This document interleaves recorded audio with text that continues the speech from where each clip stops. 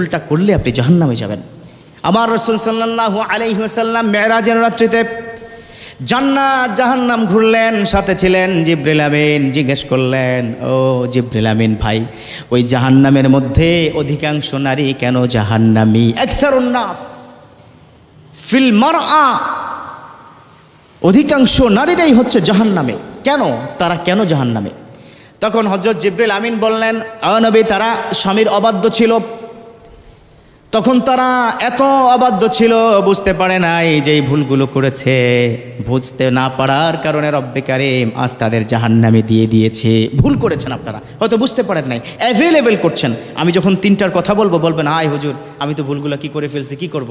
স্বামীর কাছে গিয়ে একান্তে ক্ষমা চাবেন, আমি জাহান্নামে যেতে চাই না, আমি জাহান্নামে যেতে চাই না, প্লিজ আমাকে ক্ষমা করে দাও, এভাবে বলবেন ইনশাআল্লাহ তাআলা।